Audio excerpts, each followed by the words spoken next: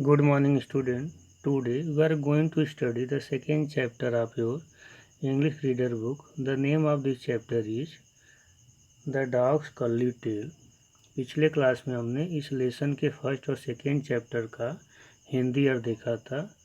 आज हम third page का हिंदी अर्थ देखेंगे। कहानी चल रही थी कि वह गरीब आदमी भागकर साधु के पास जाता है, उनसे अपनी जान बचाने की गुहार लगाता है। तो साधु पूछते हैं, व्हाट्स मैटर, क्या बात है?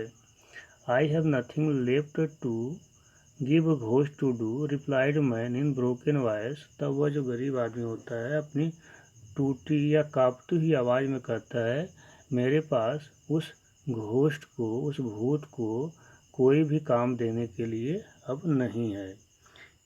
His knees were trembling in such a way as if they were not his own, और उसके जो पैर थे, उसके जो घुटने थे, कुछ ऐसे काँप रहे थे जैसे वो अपने बस में नहीं था, उसका पूरा जो शरीर था उसके नियंत्रण में नहीं था। Everything I tell him he does in a moment sir, और आगे कहता श्रीमान जी, वह सब कुछ जो मैंने उससे करने के लिए कहा एक ही क्षण में उसको कर देता है। And now he threatens to eat up me if I don't give him more work, और वह अब कहता है, मुझे धमकी देता है कि यदि मैं उसको काम नहीं दूंगा तो वह मुझे खा जाएगा।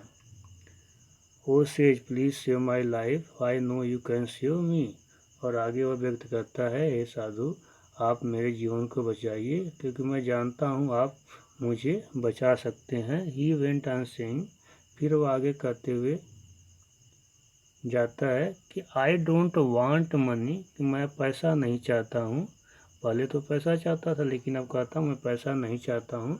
आई डोंट वांट एनीथिंग, और मैं कुछ भी नहीं चाहता हूँ।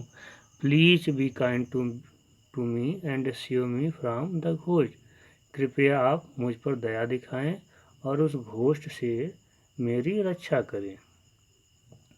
The sage felt pity for the poor man and said, और वो जो सेज होते हैं उस गरीब व्यक्ति के ऊपर दया दिखलाते हुए कहते हैं, यू फूल स्टैंड अप, मूर्ख व्यक्ति तुम खड़े हो जाओ। There is no time to lose, अब यहाँ पर कोई भी समय तुम्हारे लिए बचने का नहीं है। Then pointing to a dog, और उसके बाद वह एक कुत्ते की तरफ इशारा करते हुए कहते हैं, वाज लेइंग नियर बाय, जो उनके पास क्या होता है, लेटा रहता है, उन्हीं के बगल में लेटा रहता है। कहते हैं, he said look at the dog with curly tail, कहते हैं उस कुत्ते को देखो विथ द कर्ली टेल, जो घुघराले पूछ वाला है। टेक ए वेपन, और एक वेपन लो, एक हथियार उठाओ। That axe over there quick, अर्थात तुम एक कुल्हाड़ी को जल्दी से उठाओ। And cut the tail off, और इस कुत्ते की पूंछ को काट दो। And gave it to the ghost saying straighten that out for me, और इस पूंछ को उस घोस्ट को देते हुए कहो कि वह इस पूंछ को सीधा करे। The man dash to the hut, और कहता जो व्यक्ति था वह दौड़कर झोपड़ी में जाता है। पिक्ड अप द एक्स, और एक कुल्हाड़ी लेकर आता है। Rushed back to the dog, और कुत्ते की तरफ दौड़ कर जाता है। कट ऑफ इट टेल, और उस कुत्ते की टेल को काट देता है। And gave it to the ghosting, और भूत को देते हुए कहता है कि वो ghost straightens this tail out for me, इस पूंछ को, इस टेल को मेरे लिए सीधा करो। The ghost took it and said, और घोस्ट उस टेल को पकड़ता है और कहता है, I shall do it right now, मैं अभी इसको सीधा करता हूँ। And then will make you a very good dinner for me, और उसके बाद तुम मेरे लिए एक अच्छा डिनर बनोगे। हा हा यह कहकर वो हंसता है। No escape for you my man, मुझसे बचने का आदमी, अब तुम्हारे पास कोई रास्ता नहीं है। आई इट यू श्योर, मैं तुम्हें निश्चय ही खाऊंगा, ऐसा वह घोस्ट कहता है, उस गरीब व्यक्ति को कहता है।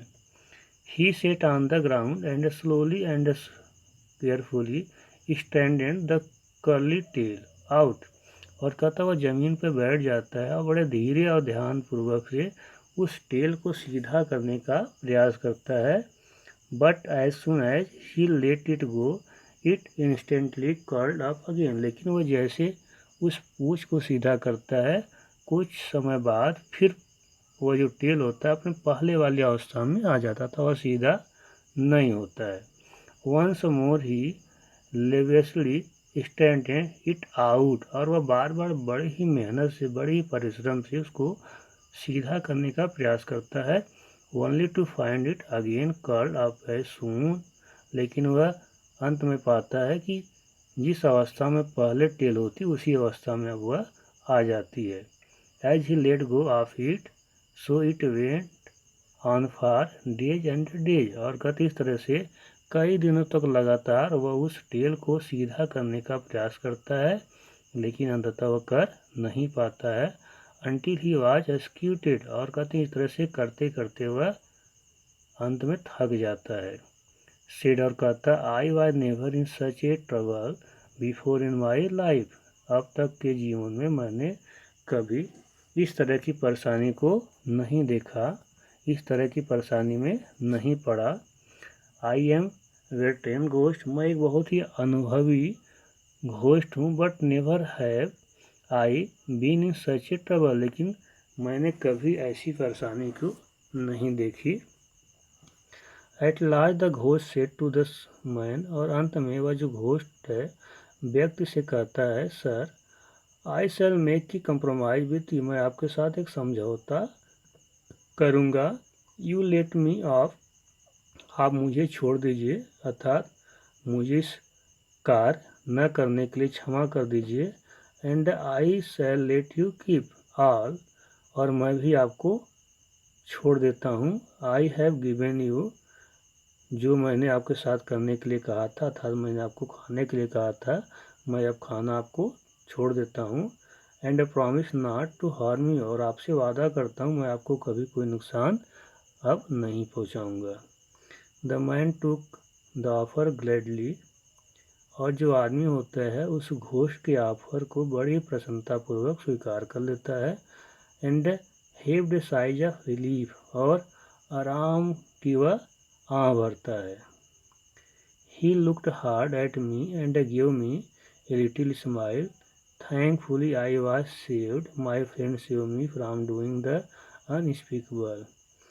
और अब यहाँ पे कहानी आ जाती है, अर्थात वह गरीब व्यक्ति और घोस्ट की कहानी खत्म हो जाती है। अब यहाँ पे आ जाता है वह थर्ड पर्सन जो इस कहानी को नरेट कर रहा होता है, अर्थात राइटर।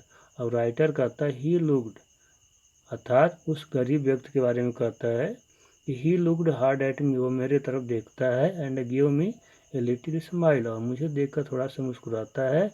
और मुस्कुरा कर वो कहता क्या है उस राइटर को, थैंकफुली, धन्यवाद, आई वाज सेव, मैं बच गया था। माई friend save me from doing the unspeakable, मेरे मित्रों ने मुझे इस निरर्थक कार्य को करने से बचा लिया। I hear the gasp go through the crowd as he is handsome, और मैंने उस व्यक्ति के बारे में वहाँ पे सुना।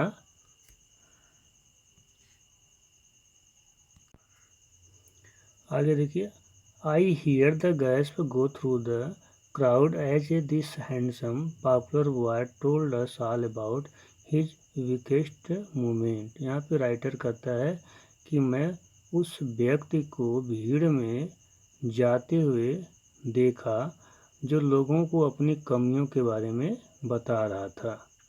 आई सा हिज मॉम, मैंने उसकी माँ को देखा। And dad looking at me, और उसके डैड को देखा जो मेरी तरफ देख रहे थे। And smile that same grateful smile, और वो लोग मुस्कुरा रहे थे, उनकी मुस्कुराहट से कृतज्ञता प्रकट होती थी। Not until the moment I did realise depth, और मैं उस समय, उस क्षण इस बात को गहराई से महसूस किया कि never under estimate the power of your action, कि कभी भी अपने आंतरिक शक्ति अर्थात अपने कार्यों की शक्ति को अंडर एस्टिमेट नहीं करना चाहिए, अर्थात उसको दबाने का प्रयास नहीं करना चाहिए। With one small gesture you can change a person life, क्योंकि एक छोटा सा जो जेस्चर होता है किसी व्यक्ति के द्वारा दिखाई गई जो भाव भंगिमाएँ होती है वो किसी व्यक्ति का जीवन बदल सकती हैं और आगे चलकर वही या तो अच्छा बन सकता है या तो बुरा बन सकता है। Now that's all.